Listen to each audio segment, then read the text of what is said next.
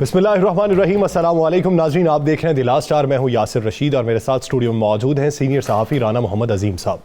नाज़रीन, मरी में एक अफसोसनाक वाक़या पेश आया। मरी के अंदर सयाहत की गर्ज से गए सयाह बर्फ़ में ठिठर के मर गए, जिनकी तादाद 23 बताई जाती है। लेकिन अपोजिशन ये इल्ज़ाम लगाती है कि हुकूमत तादाद को छुपा रही है।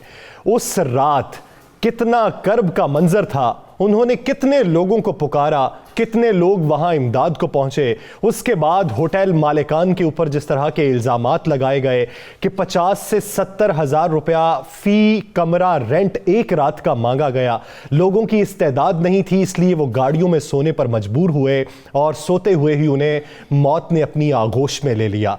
आज पार्लियामेंट का इजलास हुआ जिसमें अपोजिशन लीडर कौमी असम्बली ने यह कहा कि जब यह वाक़या पेश आया तब एक नीरो इस्लामाबाद में सो रहा था और दूसरा पंजाब के अंदर आने वाले इंतखाबात में धांधली का प्लान बना रहा था। उनका यह कहना था कि इस वाक़े पर नीरू बांसुरी बजा रहा था। इसका जवाब वज़ीर इत्तलात फवाद चौधरी ये देते हैं कि पैब्लो एस्कोबार हमें नीरू की कहानियां बयान करते हैं। तो सियासत इस मौके पर भी की गई, इसके पीछे मुहर्रिकात क्या थे और इससे हम मुस्तकबिल का सबक क्या सीख सकते हैं? राना साहब की तरफ बढ़ेंगे।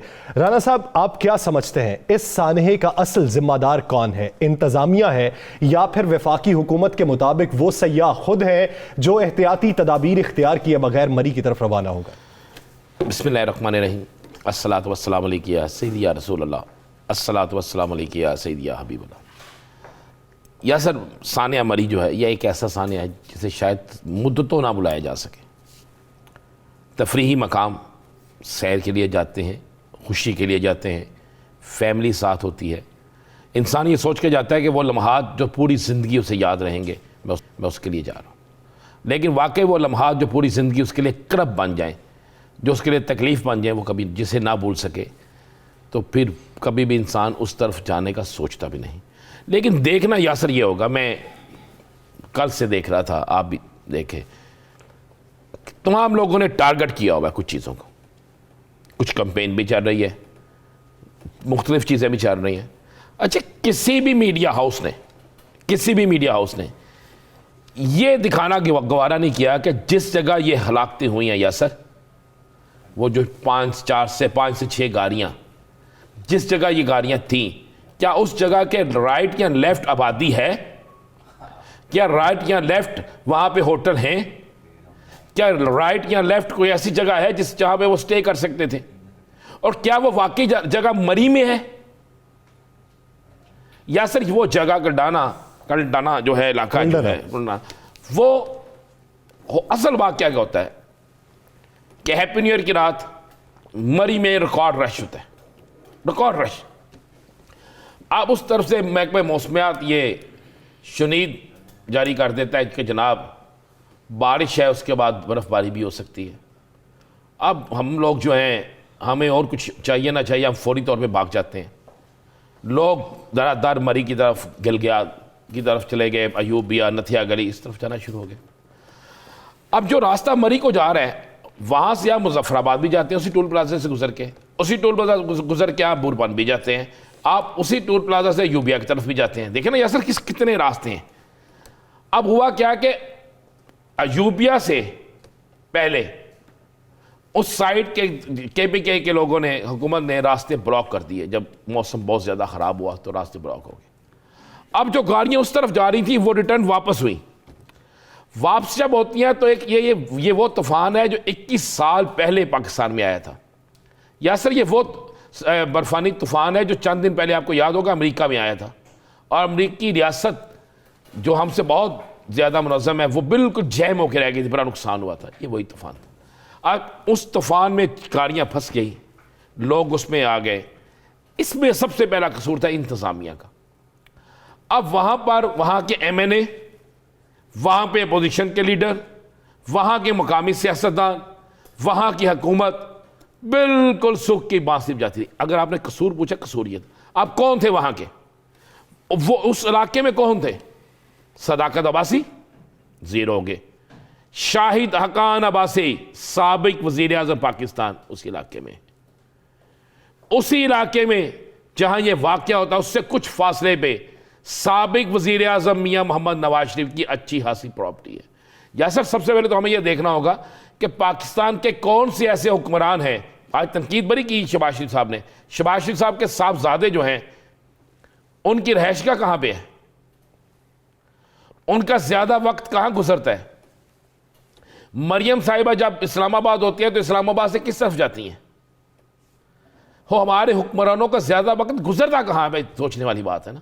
मरी, नथिया गली, चाहे वह वज़ीर आज़म पाकिस्तान ही क्यों ना हो, अयूबिया, असल मामला है कि सबसे ज्यादा वहां पे विजिट मियां नवाज शरीफ के होते थे जब वो हुकूमत में थे, अपोजिशन में भी उन्हीं लोगों के रहे। तो क्यों नहीं उन रोड्स को डबल किया गया, क्यों नहीं वहां पे गैस का बंदोबस्त किया गया, क्यों नहीं आज तक वहां पे पानी का एक मंसूबा जो सरदार सलीम ने शुरू करवाया था, आज के दिन तक हमने अपने प्रोग्राम में बेनकाब शुरू किया गया। या सर जब ये सारा मामला वहां पे हो जाता है तो वहां का जिम्मेदारी थी इंतजामिया की कि फौरी तौर पे करते। अब हुआ क्या, अब ट्रैफिक इस कदर जैम हो गई कि जो जिस क्रेन ने पीछे से आके बर्फ हटानी है, आगे रास्ता होगा तो बर्फ हटेगी ना, आपकी गाड़ी पीछे हिल नहीं सकती, ना आगे लेफ्ट ना राइट, किसी तरफ नहीं जा सकती, तो क्रेन कोई ऐसी है नहीं जो उड़ के आएगी। अच्छा, अब इंतजामिया जिसे पता था ये सब कुछ हो सकता है, अब उस इंतजामिया ने वहां पे कुछ करना शुरू नहीं किया। अब बड़ी मजे वाली बात है, जो वीडियो चल रही है ना मुस्लिम सोशल मीडिया पे, जिसमें कोई कह रहा मुझे 50,000 रुपया मुझसे किराया लिया गया, मुझसे 1 लाख रुपया किराया लिया गया होगा, लेकिन ये सारी फुटेज आज से 1.5 साल 2 साल पहले किया, जब बाइकाट, मरी बाइकाट का एक मूव चली थी। मैं वो देख रहा था, आज मैंने रिकॉर्ड निकाला। अब इंतजामिया कहां थी वहां पे पुलिस कहां थी, वहां पर वो लोग जिनकी ये जिम्मेदारी थी वो कहां थे। असल जिम्मेदार वो थे, हुकूमत थी, अपोजिशन थी। अब मैं आपको एक तस्दीक शुदा बात बताता हूं कि शाहिद हकान अब्बासी साहब को भी और सदाकत अब्बासी साहब को भी, दोनों को ये बाकायदा इतला दी जाती है कि ये मामला हो गया और ये बड़े हालात ख़राब है जनाब, आप निकलें। आपको पता, दोनों तरफ से बिल्कुल खामोशी इख्तियार की जाती है, बिल्कुल खामोशी। एक तो ये कहता है जनाब ये मरी से बाहर है, KPK का इलाका आता है, एक कहता नहीं जनाब ये मरी के अंदर आता है, ये मरी से 5 से 6 किलोमीटर दूर ज़रूर है लेकिन ये मरी के अंदर ही आएगा, कोई बात नहीं है, मरी, इसे मरी ही समझे। असल ये हुआ सारा। दूसरी चीज़ क्या हुई यासर वहाँ पे, एक तो अपोजिशन ने इस पर सियासत, क्या इस पर सियासत करनी चाहिए थी, क्या ये किसी बम धमाके, क्या सियासी जलसे, इससे ये हुआ सबसे बड़ा कि आप अपने कानून नाफज करने वाले इदारों, मैं आपको ये तस्दीक शुदा बात कह रहा हूं कि ट्रैफिक पुलिस ने वहां पे 6-6 घंटे VIP प्रोटोकॉल दिया, कुछ VIP शख्सियात को इसकी तरफ तवज्जो ही नहीं दी। उसके बाद वहां पर जो सियासतदान थे, मकामी इंतजामिया थी, उसने अपना सारा बोझ उतार के वहां पे होटल्स पे, वहां पे रेस्टोरेंट्स पे डाल दिया। अच्छा, कुछ रेस्टोरेंट्स ऐसे हैं जो वहां पे लूटमार करते रहे, कुछ होटल वहां पे ऐसे हैं जो महंगे होते रहे, लेकिन 75% ऐसा नहीं था, बल्कि 95% ऐसा, 85% ऐसा नहीं था। वो इसलिए कि अभी ये मेरे पास एक वीडियो आई है एक शख्स की, वो वहाँ पे मौजूद है, तो वो उस वीडियो में मुझे कह रहा है जी कि मैं फ़लाँ होटल में गया हूँ, वो मुझसे 2,000 किराया मांग रहे हैं। तो जनाब ये वीडियो चलाई जाएगा, क्यों किराया मांग रहे हैं भाई, आप लाहौर से मरी चले गए हैं तो यासर साहब आपसे किराया ना मांगे जाए। असल मामला है कि इसका मुकदमा FIR दर्ज होनी चाहिए उस इंतज़ामिया के अफसरान पर जिनकी ये जिम्मेदारी थी, जो 18 घंटे गुजरने। देखें कि मजमूई तौर पे फिर गुबार तो निकलता है।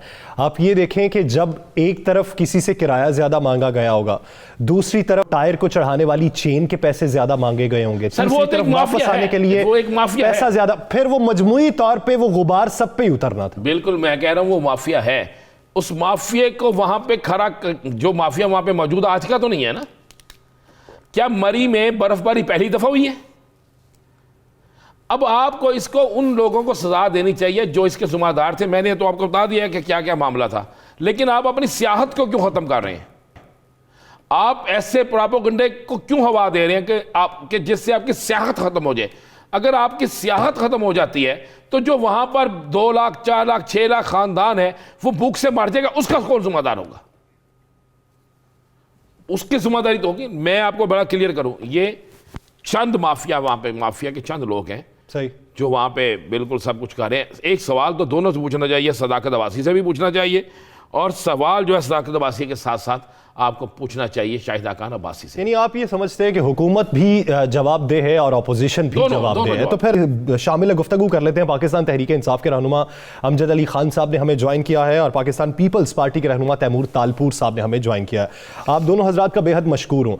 अमजद अली खान साहब, सबसे पहले आपकी तरफ आऊँगा। आप ये देखिए कि एक दिन पहले खुशी के शादियाने बजाए जाते हैं कि इतने लाख अफराद मरी में दाखिल हो गए, वहाँ पे होटल्स की बुकिंग ज़्यादा पैसों में हो रही है, सयाहत को फ़रोग मिल रहा है, और फिर बाद में सबसे ज़्यादा तनकीद आप पे ये की जा रही है कि सानेहा रूनमा हुआ और आपने सारे का सारा मलबा आबादी बढ़ने पे डाल दिया और वो सयाहों पे डाल दिया कि जो आगही तदाबीर इख्तियार करते हुए मरी की तरफ रवाना नहीं हुए बल्कि उसके बगैर ही रवाना हो गए।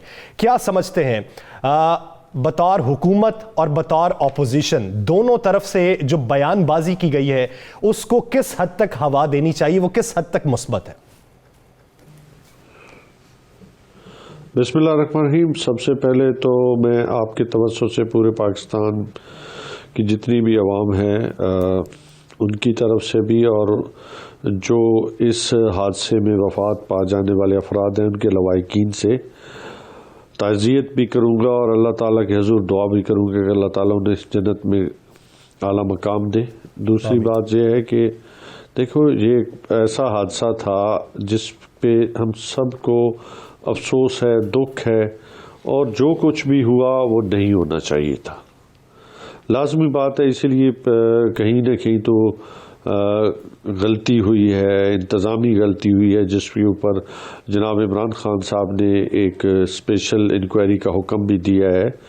और हम समझते हैं कि जो भी इसमें जिसकी भी नेगलिजेंस है कि क्या उसने SOP को फॉलो किया है नहीं किया, दो बातें, एक है ह्यूमन एरर, इंसानी गलती है, एक होती है मस्ती और गलती में बड़ा फ़र्क है।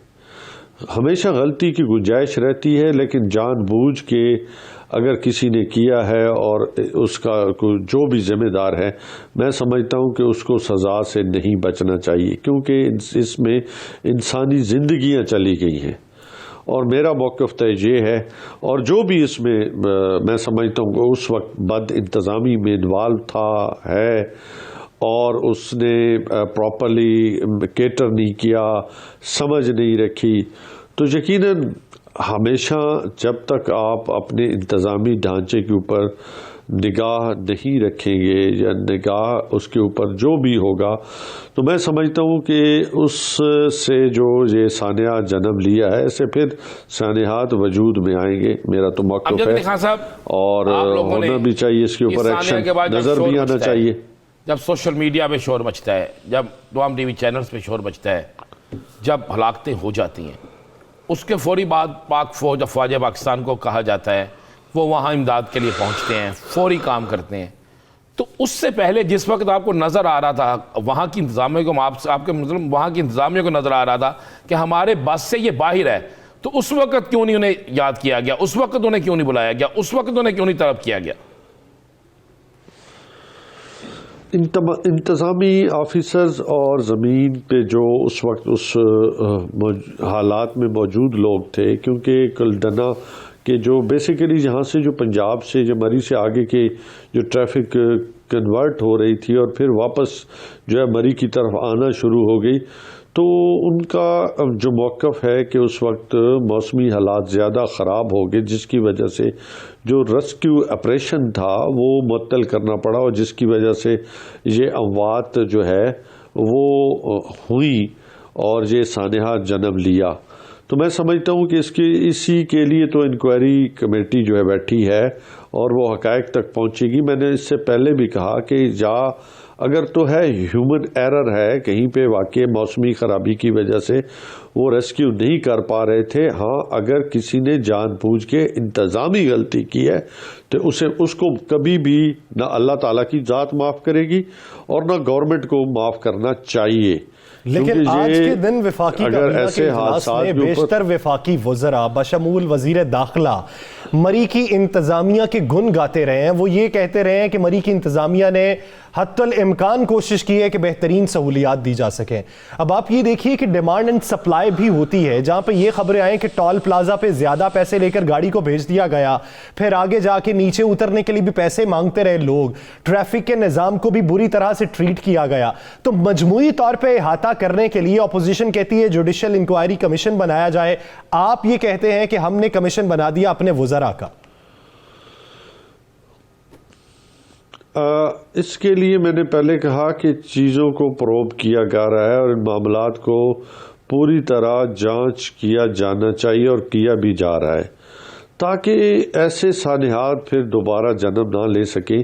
जो आपने जिन वाक़यात की तरफ निगाह डाली है कि टोल प्लाजा पे जो लोग बैठे थे उन्होंने पैसे लेके आगे की तरफ गाड़ियों को भेजना शुरू कर दिया, या जो वापस आने वाली गाड़ियाँ हैं, अगर आपके इल्म में ऐसी कोई एविडेंस है ताकि हम भी गवर्नमेंट तक ये पहुंचा सकें, तो मैं समझता हूँ सबका फ़र्ज़ है बहैसियत पाकिस्तानी, बहैसियत इंसान, हमारे पास जो अगर शवाहिद मौजूद हों तो यकीनन वो गवर्नमेंट के नॉलेज में लाना चाहिए कि गवर्नमेंट तो चाहती है कि हम इस मसले की तह तक पहुँचें और जजा और सज़ा के अमल से वो लोग गुजरें जिनकी वजूहात से अगर ये सानिया वजूद में आया है। अमजद अली खान साहब, बाकी जिंदगी आपके पास हमसे ज्यादा इंफॉर्मेशन है। ये सानिया गुजर गया, इस पे आपकी इंक्वायरी चल रही है, सारा कुछ हो रहा है। इस इंक्वायरी में ये चीज कहां से है कि आपने पहले पाबंदी लगा दी 24 घंटे 48 घंटे, अब मजीद 24 घंटे पाबंदी लगा दिया कि जनाब उस रोड पे अब कोई नहीं जाएगा। रोड भी क्लियर हो गया, सब कुछ क्लियर हो गया। क्या ऐसा करने से मुलजमों तक, मुजरमों तक, जुम्मेदारान तक पहुंचा जा सकता है? क्या इससे बेहतर नहीं आप तयन करें कि कौन इसका जिम्मेदार, उसको पकड़ें, या सिर्फ पाबंदियां ही लगेंगी? अजीम भाई, पाबंदियां नहीं है सच, लेकिन ये नोटिफिकेशन जारी हुआ है, परखा जांचा। मैं वही कह रहा हूं ना कि एक दफा चीजों को परखा और जांचा जा रहा है कि जो मामलात हुए हैं, आप भी समझते हैं कि एक दफा पूरी तरह जो है वो उसको एम्प्टी किया गया है, खाली किया गया है, कराया गया है मरी को, ताकि हम अपनी जो सप्लाई है, जो डिमांड है, जो हमारी पोजीशन है, जो प्लाजे हैं, जो आपके होटल्स के अंदर एकोमोडेशंस हैं, हर एक चीज़ को जो है वो पूरी तरह तमाम इंटेलिजेंसिया, आपके तमाम जो इदारे हैं कानून नाफिज करने वाले, आपकी इंतज़ामिया, पूरी तरह हर चीज़ कैलकुलेट करके, ताकि गवर्नमेंट एक मुकम्मल SOP के तहत जो है वो इसको खोले। उसमें 1-2 दिन लग जाएंगे, तो इसका मकसद नहीं है कि सियाहत को ख़त्म किया जाए। अमजद अली खान साहब, आप ये देखिए, वज़ीर आज़म इमरान खान साहब का सबसे बड़ा मिशन ये था कि बैनुल अक़वामी जो कम्युनिटी है उसको पाकिस्तान की सयाहत की तरफ किया जाए, और मरी वो स्पॉट है जहां तक हर आम इंसान की रसाई मुमकिन हो सकती थी, किसी भी दिन में हो, वो चाहे शदीद बर्फबारी के दिनों में हो या नॉर्मल हालात में। लेकिन लगता यूं है कि इंतजामिया ने और हुकूमत ने इस मरी को, जहां तक आम इंसान की रसाई मुमकिन थी, इसे शुगरान या बाबू सर टॉप बना दिया कि यहां पे भी अब कोई जा सकता है। नहीं, ऐसी बात नहीं है भाईजान। बात यह है कि मैंने पहले कहा कि हर एक चीज को आपकी उसकी सब A to Z चीज़ों को देखा, और इसी तरह जितने भी हमारे तफरीही मकामात हैं उनको भी अब उसी तरीके के साथ देखा जा रहा है कि कितने लोग किस हालात में अगर आ जाएं तो हम उनको केटर कर सकते हैं। तो मकसूद सिर्फ ये है कि हम चीज़ों को ज़रा जांच लें अगर पहले नहीं हुआ, ताकि उसके मुताबिक एक SOP बनाई जा सके, ताकि सियाहत का जो फ़रोग है उसे और बेहतर अंदाज में और इंसानियत से बचने के लिए चीज़ों को एक मुकम्मल मैकेनिज़्म प्रोग्राम के नीचे लेके आ रहे हैं, ताकि ये हादसे, ये अंदोकनाक हादसे जो है दोबारा जन्म ना ले सके। तो क्या आप समझते हैं कि इसके ज़िम्मेदारान का तयन जो है आइंदा 24 या 48 घंटों में हो जाएगा? अजीम भाई, होना चाहिए, मेरी ज़ाती राय। और अगर किसी ने ये जानबूझ के किया है और उसका जो भी जिम्मेदार है उसको जजा और सजा के अमल से गुजरना चाहिए। क्योंकि कोई देखें किसी के चखमो चराग चले गए हैं, कोई किसी फैमिली का सरबराह चला गया है, कोई मैं समझता हूँ 20 जाने गई हैं, 22 जो है, तो कोई मामूली तो नहीं हुआ ना। इसमें सब अश्कबार हैं, सब की आंखें। और मैं समझता हूँ कि इस पर जितनी भी पॉलिटिकल पार्टीज़ हैं अपोजिशन की, वो सियासत कर रही हैं, वो भी अफसोसनाक बात है। हमें इस मिल के इस साने से जो हम गुजरे हैं तो सबको इसका हल तलाश करना चाहिए ताकि ये दोबारा आइंदा वाकयात जो है दोबारा जन्म ना से हल तलाश करना चाहिए, लेकिन उसके लिए सबको मिल बैठ के बात करना होगी। पाकिस्तान पीपल्स पार्टी के रहनुमा तैमूर तालपुर साहब ने हमें ज्वाइन कर लिया है, राब्ता पहले मुनक़ता हो चुका था। तैमूर साहब, क्या समझते हैं? अमजद अली खान साहब का मौक़िफ़ ये है कि जो भी कसूरवार है उसको सज़ा मिलनी चाहिए, हमें हालात का तदारुक करने की ज़रूरत है और मिल बैठ के बात करने की ज़रूरत है। आप इस हुकूमती मौक़िफ़ की किस हद तक तायीद करते हैं? बिस्मिल्लाहिर्रहमानिर्रहीम। देखिए, अमजद अली साहब की एक खासियत है, काफ़ी मैं इनके साथ शोज़ में आया हूँ, इनकी बात ज़्यादातर जो है उसमें दम होता है, ये फजूल बात नहीं करते और इनका मौक़िफ़ बाकी जो पीटीआई के रहनुमा उनसे काफ़ी मुख्तलिफ और बहुत बेहतर है। पर बात यह है कि जहाँ तक इन्होंने बात की कि जैसे बिल्कुल साथ बैठ के मिल के बात करनी चाहिए, चीज़ें बेहतर करनी चाहिए, डायलॉग भी होना चाहिए 100%। पर जो गफलत थी इस हुकूमत की, उस गफलत को हम इग्नोर नहीं कर सकते। उस गफलत से बातें होंगी, स्टेटमेंट्स आएंगी, आपको एहसास दिलाया जाएगा, लीगल रबिटन, ताकि आप जो है ये चीज महसूस करें कि ये बहुत बड़ा सानिया था और इसमें जो बुनियादी मकसद है आपको सुधारने का है, आपकी हुकूमत को वार्निंग देने का है, ताकि खुदा ना खासा ऐसा कोई सानिया फिर से ना हो। जिनकी जानें चली गई वो तो वापस नहीं आ सकती, पर इमरान खान को जिम्मेदारी लेनी होगी। उसकी गफलत थी, उसकी गलती थी, उसकी एडमिनिस्ट्रेशन थी या उसका चीफनेस था, ये सारी चीजें बकौल इमरान खान की अपनी स्पीचेस और स्टेटमेंट्स आप पढ़ें, जो कहता था कि अगर छोटा सा सानिया हो जाए तो प्राइम मिनिस्टर को इस्तीफा दे देना चाहिए। तो इतने बड़े बड़े सानिए हो चुके हैं पर खान साहब इस्तीफा देने के लिए तैयार नहीं है। तो ये जो पॉलिटिकल स्टेटमेंट्स हैं, इनका मकसद है आपको समझाना और समझाते रहेंगे। और अवाम की डिमांड है, अवाम हमसे चाहती है कि हम हुकूमत को सियासी सबक सिखाएं। अवाम ये चाहती है कि हुकूमत को सियासी सबक सिखाएं। यह हक में वक्त की जिम्मेदारी है कि किसी भी सानहे की जिम्मेदारी कबूल करे और उसके तदारुक के लिए हल ढूंढे। तो इसी का जवाब अमजद अली खान साहब से भी लेंगे, लेकिन नाज़रीन यहाँ पे लेनी हमें एक शॉर्ट ब्रेक के बाद वापस आएंगे, बात को यहीं से कंटिन्यू करेंगे। नहीं जाइएगा, स्टे विद अस।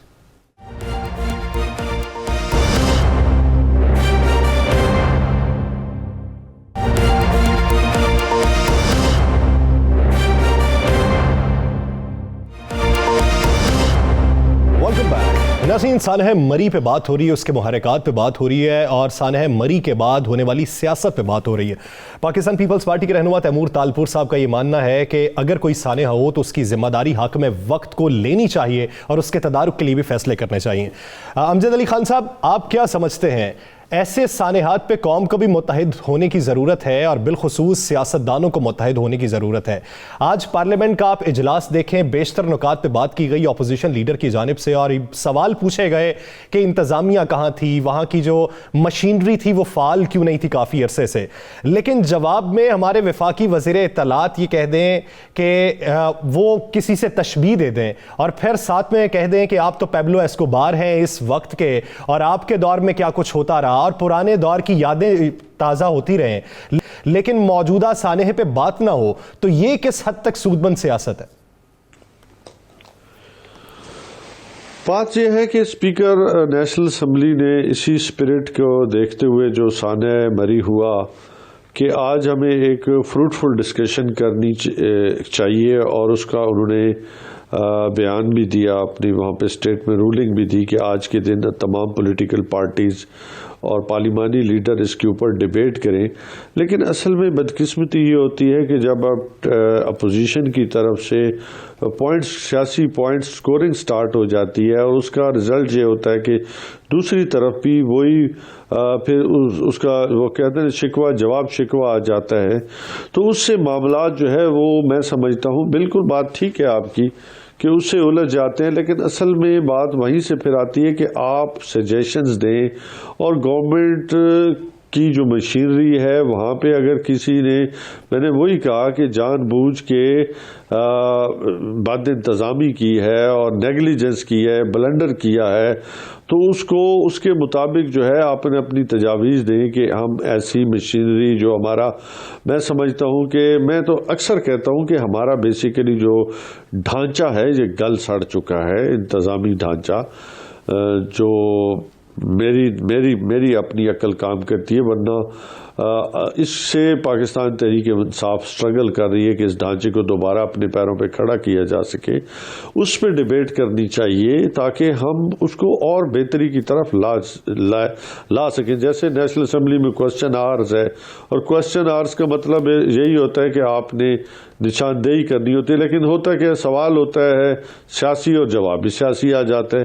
अगर आप उसकी true spirit and later and spirit के मुताबिक जो है अगर आप स्पीच करेंगे ना, उसके पॉइंट्स के मुताबिक करेंगे तो यकीन रिजल्ट बेहतर आएगा। हमें हल की तरफ जाना चाहिए, वाकई हमें हल की तरफ जाना चाहिए। इतने बड़े सानिया के मुलजमों को भी सजा मिलनी चाहिए, जुम्मेदारान को भी सजा मिलनी चाहिए। लेकिन आज जो असम्बली में तकारीर हुई, जो तनकीद हुई, उस पूरी तकारीर में कोई एक ऐसे पहलू आपने देखा कि जिसमें तजावीज़ दी गई हो कि आने वाले वक्तों में खुदा ना खास्ता ऐसे हालात हो तो इसको किस तरह निपटा जा सकता है? मैं इस बात से भी अमजद साहब की करता हूँ बिल्कुल कि ये ढांचा हुकूमत का बहुत कमज़ोर हो गया है, पर इतना कमज़ोर पहले कभी नहीं था। पीटीआई की हुकूमत ने इसको और ज़्यादा कमज़ोर ज़रूर किया है, और पहले भी खामियां थी, कोई ऐसे नहीं कि पहले भी खामियां थी, अब खामियां बढ़ गई हैं, और ऑफकोर्स हमें जो है ये सही करनी पड़ेंगी, हुकूमत का काम है। इसके साथ साथ तनकीद बर्दाश्त करना ये भी हुकूमत का काम है। जब फवाद चौधरी जैसे गैर सियासी लोग ऐसे किस्म के बयान देंगे जो आवाम के दिल दुखा देंगे, जो जिनके लवाकिन की अमवात हुई है उनका खून जला देंगे, तो फिर बहुत सी बातें इनको आवाम से भी और सियासतदानों से भी और अपोजिशन से भी सुननी पड़ेगी। अमजद साहब को चाहिए अपने स्पोक्स पर्सन को और ऐसे वफाकी वज़रा को बात करना सिखाएं जिस तरह से वो बात करते हैं कि मुझे अगर कोई अभी गलत बात भी कहनी है, उनके लहजे की वजह से, उनकी सही बात की वजह से हम उस बात को खा जाते हैं। तो ये तरीक़ेकार थोड़ा चेंज करना पड़ेगा, और हर हालत में हुकूमत में जो भी होता है उसको तनकीद बर्दाश्त करनी पड़ेगी। हुकूमत को तनकीद बर्दाश्त करनी पड़ेगी, और हुकूमत को करनी भी चाहिए। अगर ऐसे सानेहात रूनमा होते हैं तो तनकीद से ही आप बेहतरी का रास्ता सीख सकते हैं और बेहतरी के रास्ते का तयन कर सकते हैं। बहुत शुक्रिया तैमूर तारपुल साहब और अमजद अली खान साहब इस हवाले से अपना वक्त देने के लिए। नाज़रीन, ब्रेक के बाद वापस आएंगे, इशू पे मजीद बात करेंगे, और इसी इशू पे बात करते हुए हम ये देखेंगे कि आने वाले दिनों में इसके मुहर्रिकात क्या और तदारुक क्या होना चाहिए। कहीं नहीं जाएगा, स्टे विद अस।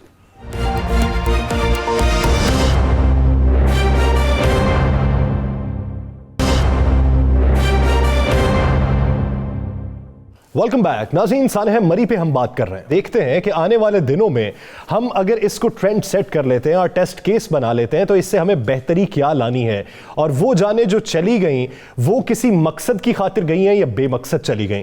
राना साहब, आप क्या समझते हैं कि आने वाले दिनों में जब हमें सब कुछ ये देखना पड़ेगा तो उस पर हमें अपने मुहर्रिकात भी देखना पड़ेंगे और तदारुक भी देखना पड़ेंगे? तो इसी पर शामिल गुफ्तगू कर लेते हैं। दो गेस्ट हमारे साथ और भी मौजूद हैं। राजा शहजाद रशीद साहब रहनुमा होटल एसोसिएशन मरी हैं, और हम तैफूर अब्बासी साहब हैं, सदर पाकिस्तान मुस्लिम लीग काफ मरी। बहुत शुक्रिया आप दोनों साहिबान का इस हवाले से अपना वक्त देने के लिए। राना साहब, आऊंगा आप ही पे। आप क्या समझते हैं कि आने वाले दिनों में हमने जिस तरह हुकूमत वक्त की भी बात सुन ली और अपोजिशन का रद्द-ए-अमल भी सुन लिया, अगर इसी तरह एक दूसरे पे मलामत हुई तो क्या बेहतरी दिखाई देती? देखें, इस वक्त होना यह चाहिए था कि अपोजिशन को तनकीद करनी चाहिए थी, लेकिन तनकीद के साथ रास्ता दिखाना चाहिए था कि किस तरीके से इस मसले को हल किया जा सकता है, किस तरीके से इस मसले के हल में मदद ली जा सकती है। अब हुआ क्या, अपोजिशन ने सिर्फ हुकूमत को तनकीद की, और तनकीद के बाद पाकिस्तान के सबसे बड़े तफरीही मकाम मरी को इतना मैं समझता हूँ कि दूसरे लफ्ज़ों में तनकीद का निशाना बनाया कि शायद अब इंटरनेशनल तौर पर लोग मरी जाना ही छोड़ दें, पाकिस्तान के लोग मरी जाना ही छोड़ दें। ये मरी को एक कोई और सिंपल बनाकर पेश किया गया। अपोजिशन को चाहिए था कि देखते कि क्या मरी के रोड छोटे हैं, क्या मरी पे वहाँ पे मज़ीद क्या क्या चीज़ें होनी चाहिए, क्या मरी के अंदर मजीद कितने मकामात बनने चाहिए, क्या ऐसा तूफ़ान अगर दोबारा आता है तो वहाँ पर जाने वालों को रोकने के लिए या वहाँ पर जो जा रहे हैं उन्हें सहूलतें देने के लिए कुछ करना चाहिए या नहीं करना चाहिए, इस पर बिल्कुल बात हुई। आज असम्बली में आप देख लें कि हाँ, बिलावल भुट्टो साहब से लेकर शहबाज शरीफ साहब तक, उसके बाद और तो और हुकूमत की तरफ से भी कोई अच्छी बातें नहीं हुई, सिर्फ एक दूसरे को नीचा दिखाने की कोशिश की गई। मामला तो है, जाके पूछे उन लोगों से जिनके बच्चे मर गए, जिनकी फैमिलियां उनसे से जुदा हो गई, उनसे पूछे जिनके प्यारे आज भी वहां फंसे हुए हैं, उनसे पूछे जो सख्त सर्दी में टिकते रहे, या उनसे पूछे जिनका कारोबार तबाह हो रहा है, उनकी बजाय उन पर तवज्जो देने की बजाय जिस पे बीतती है वही बेहतर जानता है। हम्माद तैफूर अब्बासी साहब, आप मुकामी रहनुमा भी हैं, आपने आंखों भी अहवाल देखा होगा उस दिन क्या कर्ब लोगों पे गुजरा, और जिस तरह अब मौजूदा सूरत हाल के तनाजुर में बहुत सारे लोगों को ब्लेम किया जा रहा है इंतजामी तौर पर, आप क्या समझते हैं कि इसमें नाअहली सबसे बड़ी किसकी है? तो बहुत शुक्रिया। जो पहली बात तो ये है कि बिल्कुल इसमें कोई दो राय नहीं है कि इसके अंदर जो दिल्ली इंतजामिया से सबसे बड़ी नेग्लिजेंस उसकी है। अगर वो वक्त पे इनिशिएटिव लेते, अब आपको एक चीज जो मैं बताऊं कि हाईवे की जो मशीनरी थी उनके पास डीजल के पैसे ही नहीं थे कि वो रेस्क्यू कर सकते टाइम पे, जो कीमती जानें ज़ाया हुई हैं। सबसे पहले तो दिल्ली इंतजामिया से पूछा जाए कि उन्होंने कोई SOP क्यों नहीं बनाया। 4 से 5 हज़ार का शहर है, उसके अंदर 1,24,000 गाड़ी इंटर हो गई है, तो आया वो सोए रहे हैं सारे? जो भी लोग थे वो पिंडी से बैठ के तो चीज़ों को कंट्रोल कर रहे थे, तो पिंडी से बैठकर तो सर मरी के हालात कंट्रोल नहीं ना हो सकते थे। ये सारे लोग तो सुबह सुबह आए, हमारे MNA साहब समेत। MNA साहब तो शाम को 6 बजे पहुंचे, उनसे तो बेहतर शेख रशीद अहमद साहब थे जो सुबह 10 बजे मरी में मौजूद थे और उन्होंने आके सारी इमदादी कार्रवाइयाँ की हैं। ये तो सारे फोटो सेशन वाले लोग। क्या आपके MNA जो है सदाकत अब्बासी, ये रात को पहुंचे हैं वहां पे? जी 4 बजे पहुंचे राना साहब। आप तारीफ तो हो रही है वहां पे असेंबली में कि जनाब वो खुद काम करते रहे। जी आप उनकी लोकेशन चेक करें कि वो लाहौर तंजीमी इजलास था PTI का, उधर जा रहे थे, उधर से उनके लोगों ने उनको फोन किया कि आप वापस आए। तो ये तो 4 बजे MNA और MP तो 4 बजे वहां पे पहुंचे। सबसे पहले तो शेख रशीद अहमद साहब पहुंचे हैं जो हमारे वज़ीर दाखिला हैं, और मैं बीइंग मरी के शहरी होने के नाते उनका शुक्रिया अदा करता हूँ कि उन्होंने आके रेस्क्यू करवाया और बहुत अच्छे तरीके से करवाया। आप राना साहब ये भी चेक करें ना कि मरी की जो हाईवे की मशीनरी थी उनके पास पैसे ही नहीं थे डीजल के कि वो रेस्क्यू कर सकते। मास 1122 के अलावा और जो ट्रैफिक थी DSP ट्रैफिक थे, उसके अलावा तो किसी ने कोई इमदादी कार्रवाई में काम ही नहीं किया। AC मरी सुबह से वहाँ पे तो जरूर मौजूद थे, लेकिन उसके अलावा आप देख रहे हैं ना वहाँ पे तो कोई ऐसा बंदा ही नहीं पहुंचा कि जो कीमती जाने थी उनको। राजा शहजाद रशीद साहब, क्या ये बात दुरुस्त है जो हमाद साहब कह रहे हैं? और दूसरा, आप लोगों पे बड़ा इल्ज़ाम लग रहा है कि जनाब आप 50-50 हज़ार रुपया किराया मांगते हैं, आपने 500 रुपये में अंडा दिया, पानी की बोतल वहाँ पे नायाब हो गई, होटल एसोसिएशन जो है अगर ये इन्होंने एका कर लिया था जिसकी वजह से ये सब कुछ हुआ। राय साहब, मैं ये समझता हूँ, सबसे पहले तो मैं आपका शुक्रिया अदा करता हूँ कि आपने हमें इस मौजू पर जो है ना वो अपना मौक़िफ़ देने के लिए जो है ना यहाँ पे बुलाया है। और मैं ये इसके साथ मैं अपनी तमाम होटल बरादरी की तरफ से, एहलियान मरी की तरफ से और तमाम बिजनेस कम्युनिटी की तरफ से जो है उन ख़ानदानों के साथ, उन लोगों के साथ कि जो इस थाने में जहाँ बात हुए हैं उनके साथ आज़ार हमदर्दी करता हूँ। और उनके इस दुख में हम एहलियान मरी और ख़ुसूसन होटल एसोसिएशन और तमाम मरी के जो जितने भी कारोबारी हजरात हैं और जो मरी के जो लोग हैं, हम उनके इस दुख में बराबर के शरीक हैं। और अल्लाह रब्बुल इज़्ज़त से दुआ करते हैं कि अल्लाह रब्बुल इज़्ज़त जहाँ बाग अफराद को जन्नत नसीब करे और उनकी बख्शिश फरमाए, और जो उनके लवाकिन हैं उनको सब्र जमील अता फरमाए। इसके साथ आपने कहा है कि हम पे इल्ज़ाम लग रहा है, ये सरासर एक झूठा प्रोपेगेंडा है। जो कुछ अर्सा पहले भी जो मरी बाइकआउट के नाम से जो है ना वो एक कैंपेन शुरू हुई थी और अल्लाह के फजल से वो भी नाकाम हुई थी। और मैं ये समझता हूँ कि इस मौके पर जिन लोगों ने हमारे साथ ये ज्यादती की है, और एहलियान मरी का जो है, हम एक मेहमान नवाज लोग हैं, हम मेहमानों की कदर करते हैं, हम अपने कस्टमर्स को हम अपने सर आंखों पे बैठाते हैं। और राजा शहजाद साहब, आप ये देखिए कि जो भी सयाह हो ना, वो अगर किसी जगह का विजिट करे और अगला जो मेज़बान है उसे इस बात का इदराक हो कि मेरी रोजी रोटी इसी सयाहत से चलती है, तो उनका सोचने का स्टाइल कुछ और तरीके का होता है। कोई एक शख्स हो सकता है, 2 हो सकते हैं, 3 हो सकते हैं, 20 अफराद एक ही किस्म के इल्जामात लगा रहे हैं। वो होटल एसोसिएशंस पे भी लगा रहे हैं कि होटल्स ने हमसे ज़्यादा पैसे लिए एका करके। वो ये भी कहते हैं कि हमें वापसी के लिए टायर पे चेन चढ़ाने के भी पैसे ज़्यादा देने पड़े, हमें गाड़ियों को धक्का लगवाने का 2-2 हज़ार देना पड़ा। जब मजमूई तौर पे इस तरह का तासुर देखने को मिले ना, फिर गुबार निकलता है तो इल्जाम तराशी में सभी आ जाते हैं। तो आप क्या समझते हैं कि मरी वालों से ऐसा गलत हुआ क्या?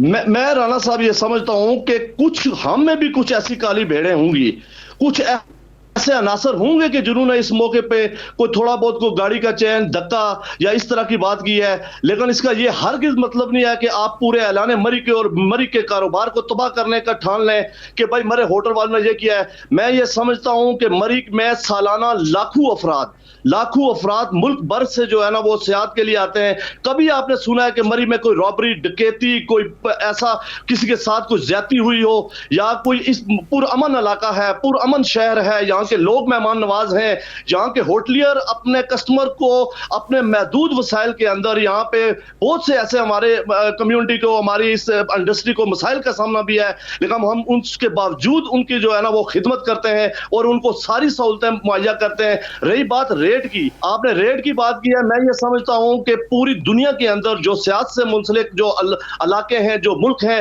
हत्ता के हमारा मक्का मुकर्रमा, मदीना राजा साहब आपकी तरफ दोबारा आते हैं, आपकी तरफ दोबारा। हमाद, आप वहां पे एक सियासी जमात के रहनुमा भी हैं, हुकूमती इत्तेहादी भी हैं, क्या आप समझते हैं कि जो राजा साहब बात कर रहे हैं वो दुरुस्त है? क्या आपके ये नोटिस में नहीं है कि वहां पर कुछ बड़े होटल जो हैं उनका बाकायदा उनकी लॉबिंग है और उस लॉबिंग के तहत बड़ा कुछ होता है?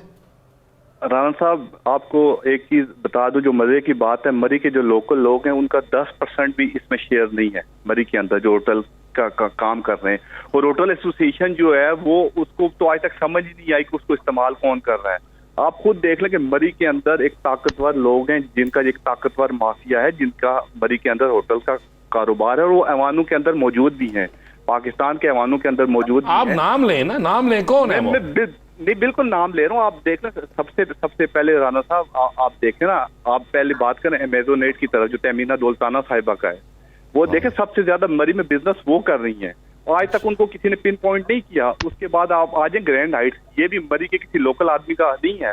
उसके बाद आप आ जाए खटक लाग, जो परवेज खटक साहब का है। ये तो सारे जो हमारी होटल एसोसिएशन है और जो हमारे दूसरे ये शहजाद साहब हैं, यासर साहब हैं, ये तो उनके आगे इस्तेमाल हो रहे हैं। असल तो मलाई वो खा रहे हैं। और आपने एक होटल का नाम लेना भूल गए हैं गालबन, एक और एमएनए साहब के रिश्तेदार का होटल, आप उनका नाम भी लेना भूल गए। जी बिल्कुल, मूव एंड पिक का नाम ले रहा हूँ मैं, उसी तरफ आ रहा हूँ। राणा साहब, मैं आपको ये बात बता रहा हूँ कि हमारे ये जितने भी ये लोग हैं, ये होटल एसोसिएशन, उनके आगे वो इस्तेमाल हो रही है। आज तक इनको पता ही नहीं चला। असल जो ब्लेम है वो मरी की आवाम की तरफ आ रहा है, और मरी की आवाम ने जिस तरह अच्छे तरीके से रेस्क्यू किया, ये तो हमेशा इस तरह होता रहा कि जो मरी के टूरिस्ट गाइड हैं, हमेशा जो भी वाकया होता रहा वो उन पे फेंकते रहे। वो तो बेचारे गरीब लोग थे, उनका क्या लेना देना, वो तो अपने रोटी कमाने आते हैं। असल तो माफिया जो है वो लाहौर बैठा हुआ है, फैसलाबाद बैठा हुआ है, रावलपिंडी बैठा हुआ है। मरी के तो चंद होटल हैं जो 7 से 8% उनका शेयर भी नहीं है मरी के अंदर। ये तो एक बड़ी जुल्म ज्यादती की बात है।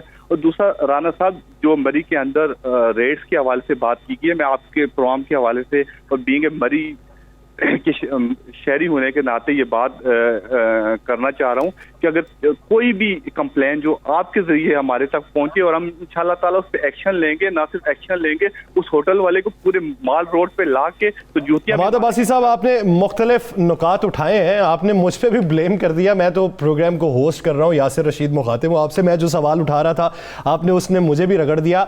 राजा साहब से इसका जवाब लेंगे कि होटल एसोसिएशन किसके हाथों की कठपुतली बनी हुई है, और इस पे मजीद भी बात हम करेंगे आने वाले दिनों में कि इस पे क्या हमें तैयारी करनी चाहिए और किस तरीके से अपने सयाहों को मजीद एंटरटेन करना चाहिए। तो उम्मीद ये करते हैं कि अपनी गलतियों से हम सीख के मुस्तकबिल का तयन बेहतर तरीके से कर सके। बहुत शुक्रिया हम्माद तैफूर अब्बासी साहब और राजा शहजाद रशीद साहब इस हवाले से अपना वक्त देने के लिए। नागरिक दीगर इश्यूज करेंगे एक शॉर्ट ब्रेक के बाद, कहीं नहीं जाएगा, स्टे विद अस।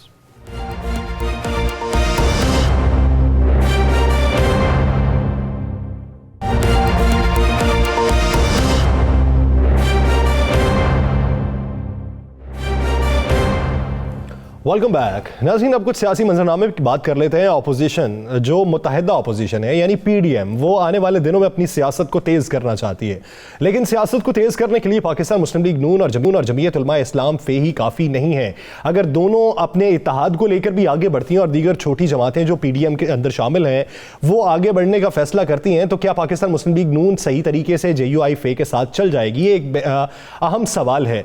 क्या इसी तगो-दो के दौरान दीगर अपोजिशन जमातों को भी साथ में लाने की कोशिश है?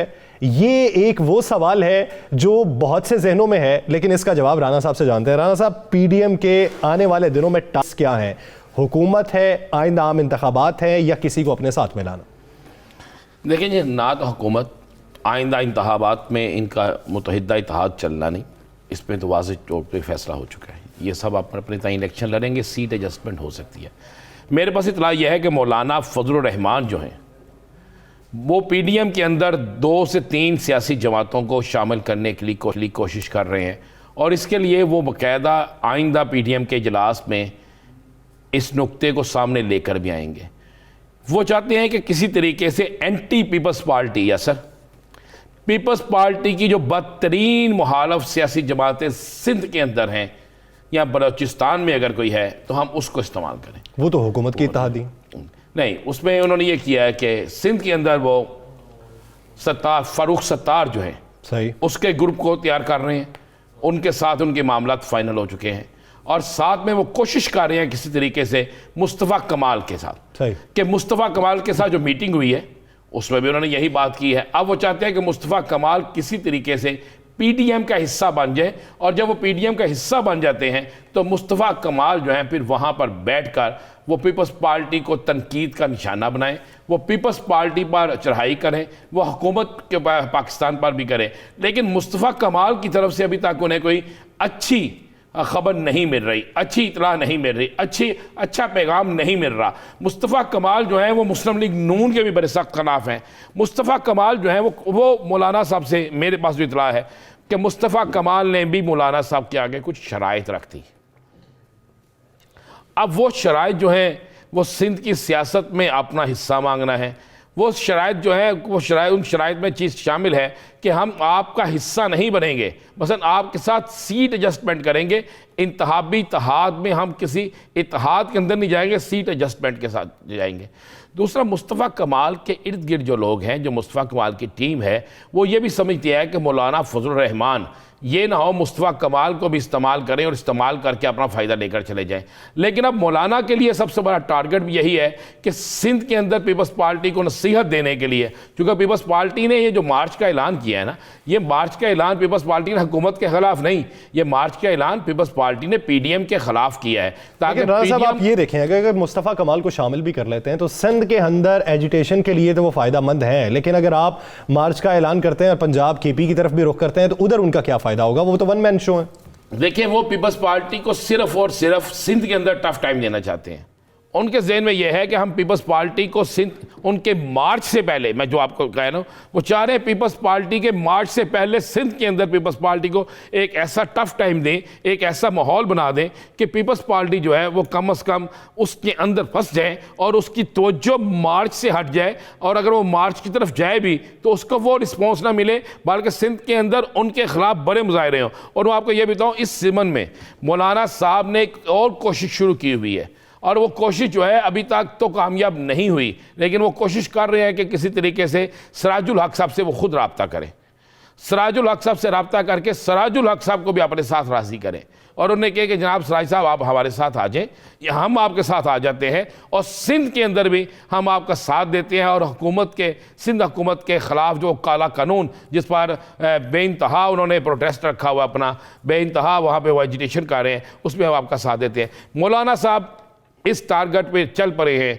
कि हर सूरत में 2 से 3 सियासी जमातों को पीडीएम में शामिल करके एक तो ये साबित करें कि अपोजिशन हम हैं, अपोजिशन जमातें हमारे साथ आ रही हैं, और दूसरा पीपल्स पार्टी को टफ टाइम दिया जा सके। राना साहब आगे बढ़ते हैं, कोरोना के हवाले से बात कर लेते हैं। अगर बैनुल अक़वामी सतह पे देखा जाए तो कोरोना केसेस बहुत तेज़ी से रिपोर्ट हो रहे हैं।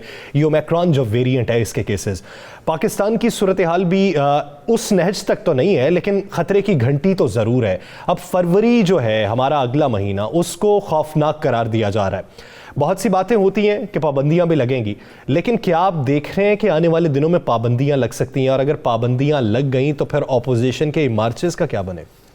देखिए, ये आपने बड़ी अच्छी बात की यासर। एक तो ये अलार्म बज चुका है, ख़तरे का अलार्म, कि फरवरी के महीने में ये कोरोना बढ़ सकता है और पाकिस्तान के अंदर ये केस बढ़ना शुरू हो गए। आपको पता सिंध में बहुत ज़्यादा हो गए। जी, सिंध के हवाले से डॉक्टर अताउर रहमान ने पाबंदियों का भी उन्होंने सिंध के हवाले से हो गए कर दिया। इस्लामाबाद के अंदर बहुत ज़्यादा है, पिंडी के अंदर है, लाहौर में रेशो बढ़नी शुरू हो गई है। अभी वो शहर हैं जिनकी इतलात आ रही हैं। अभी चूँकि मौसम भी कुछ ऐसा है और दीगर मामलात भी हैं, कुछ अरसे बाद कहा जा रहा है कि इसके केसेस में इजाफा हो सकता है, और फरवरी के महीने को में इस केसेस के हवाले, कोरोना के इन केसेस के हवाले से कहा जा रहा है कि ख़तरनाक तरीन महीना है। अब इस खतरनाक तरीन महीने में अगर कारोबारी सरगर्मियों पे आप पाबंदी लगाते हैं, अगर आप टाइम बना देते हैं, अगर आप एजुकेशन सेंटर बंद कर देते हैं, अगर आप जो आपका हाउसिंग सेक्टर है या आपके इंडस्ट्री सेक्टर है उस पर सख्ती करते हैं, या आप कोई एहतियाती तदाबीर करते हैं, तो उनका लागू फिर जो है वो सियासी जमातों के पे भी होगा, मजहबी सियासी अवामी इज्तिमात में भी होगा। अब फरवरी के महीने में पीपल्स पार्टी भी तैयार बैठी है, फरवरी के बाद मार्च के महीने में मुस्लिम लीग नून भी, PDM भी सारी तैयार बैठी है। अब बड़ा मसले दो ये आ रहे हैं, मेरे पास जो इतलात हैं हुकूमती हलकों में ये डिस्कस किया जा रहा है कि इस सूरत हाल में जब ये सूरत हाल होती है तो क्या KPK के इलेक्शन भी मार्च में हो सकेंगे दूसरे मरहले के? एक तो ये बात आ रही है, और दूसरा आ रहा है कि क्या उस दूसरे मरहले के इलेक्शन तो एक तरफ रखें, क्या सियासी जमातें अपने जलसे जुलूसों को रोक देंगी? अगर सियासी जमातें अपने जलसे जुलूसों को नहीं रोकती, अगर मार्च भी उसी तरह होते हैं, इलेक्शन भी उसी तरह होते हैं, तो फिर आप किस तरीके से इस खौफनाक बीमारी से बचने के लिए फिर आप सारी जिम्मेदारी अवाम पर, कारोबारी हलके पर, मजदूरों पर, इंडस्ट्री पर डालकर फिर आप रिलीफ किसको देंगे? आप सियासी जमातों को अगर रिलीफ देते हैं तो फिर इंडस्ट्री को बंद करके किसका नुकसान करेंगे? मुल्क का। फिर आम आदमी पर पाबंदी लगा के आप किस पे पाबंदियाँ लगाएंगे और बाकी लोगों को आप छूट दे देंगे? तो या सर ये एक बड़ी सूरत हाल है। मेरा ख्याल है, मेरे पास जो इतलात है, अल्लाह ना करे ये कोरोना फैले, अल्लाह ना करे, हुकूमत किसी सूरत में भी पाबंदियाँ लगाने के हक़ में नहीं है। वो कह रही है कि मौशियत चल रही है तो इसे चलती रहने दे, लेकिन अगर कोई ऐसा हुआ तो फिर इस दफ़ा सियासी जमातें जो हैं उनको बड़ा सख्त पैगाम दिया जाएगा, और फिर बाकायदा उनके हवाले से हो सकता है कि अदालतों से रजू किया जाए और फिर कोई अदालती ऐसे हुक्म आ जाएं, लाने की कोशिश की जाए कि सियासी जमातें भी अपने इज्तिमात, मजहबी जमातें भी और बाकी जो अवामी इज्तिमात हैं उस पर भी पाबंदी लगे। अवामी इज्तिमात पे पाबंदी का इस वक्त अलार्मिंग सिचुएशन भी है, और अगर ये हो जाती है तो ये जो इंतबाह अभी से जारी किया जा रहा है, इस पे फिर सियासी तौर पे और अवामी तौर पे रद्द-ए-अमल कैसा होगा ये तो वक्त आने भी बताना पड़ेगा। लेकिन SOPs पे अगर अमल दरामद अभी से राना साहब अवाम करना शुरू कर दे तो आप फिर सूरत हाल को किस हद तक तब्दील देख रहे हैं? देखिए, अगर तो अब से SOP पे अमल होना शुरू हो जाए तो आप देखेंगे सूरत हाल बहुत बेहतर हो जाएगी। आप मास्क पहनने शुरू कर दें, आप समाजी फासला जो है उस लेकिन आप ये भी तो देखें ना कि वैक्सीनेशन की सूरत हाल भी वैसी नहीं है। बड़े बड़े वैक्सीनेशन सेंटर्स तो बंद हो गए, अब मुख्तलिफ जगहों से मिल रही है और आवाम को आगाही भी नहीं है उसकी। नहीं देंगे वैक्सीनेशन तो अब इतना सहूलत हो गया है कि घर घर जाके वैक्सीनेशन लगाई जा रही है, गली मोहल्लों में वैक्सीनेशन लगाई जा रही है, गली मोहल्लों में जाके वो एक एक घर में दस्ता दे के लगाते हैं। पहले वैक्सीनेशन सेंटर बने हुए थे, वहाँ पर लोग जाते थे, अब तो हर गली हर मोहल्ले में वैक्सीनेशन सेंटर मौजूद है। यस सर, जा रहे हैं। अब लोग अगर वैक्सीनेशन नहीं लगवाना चाहते, अगर लोग बूस्टर डोज जो है वो नहीं लगवाना चाहते, तो आप ज़बरदस्ती क्या करेंगे? हाँ, हुकूमत कुछ ये ज़रूर करने लगी है कि जिस तरह हुकूमत ने अब स्कूलों में वो सर्टिफिकेट मांग ली हैं, कार्ड मांग लिए हैं, जिस तरह हुकूमत ने अब बाज़ारों में एक काउंटर बनाने लगे हैं मार्केट्स के अंदर, उस पर चेक करने लगे हैं, उस पर जुर्माने करने लगे हैं। पहले शायद सिम्स बंद नहीं की गई थी, अब सिमें बंद करने लगे हैं। पहले शायद अकाउंट सीज नहीं किए गए थे, अब अकाउंट सीज करने की तरफ भी तवज्जो दी जा रही है, अब और दीगर मामलात की तरफ भी तवज्जो दी जा रही है। देखिए, हुकूमत आपको एक फ्री चीज़ दे रही है, हम फ्री चीज़ लेने के लिए तैयार नहीं है। यहाँ से मुझे अच्छी तरह याद है, ये कोरोना वैक्सीनेशन लगाने के लिए जब सरकार की तरफ से अभी फ्री नहीं हुई थी और पैसे दे के लग रही थी, तो लोग सिफारिशें करवा रहे थे, याद है ना आपको? और मुझे याद है बहुत से लोग सिफारिशें करा रहे थे, भाई हमें इन्हें के डबल पैसे ले ले, हमें वैक्सीनेशन करा दे, हमें करा दे। लेकिन अब जब फ्री लग रही है तो लोग लगवाने के लिए तैयार नहीं है। लोग तो मुफ्त में ज़िंदगी नहीं लेते और पैसे से मौत मिल रही हो तो वो भी मांग लेते हैं। पैसों की कदर है, लेकिन अगर आप ये देखिए कि हुकूमत भी इंतबाह जारी कर चुकी है और अवामी सेहत का ख्याल रखते हुए माशी कारोबार भी आपने चलाना है, तो SOPs पर अमल दरामद तो ज़रूर करना होगा। थोड़ी सी एहतियात आपका कारोबार चला सकती है, ज़िंदगी बचा सकती है, तो और क्या चाहिए। नाज़रीन, द लास्ट आवर से मुझे अजीम साहब को दीजिए इजाज़त। अपना बहुत सा ख्याल रखिएगा। अल्लाह निगहबान।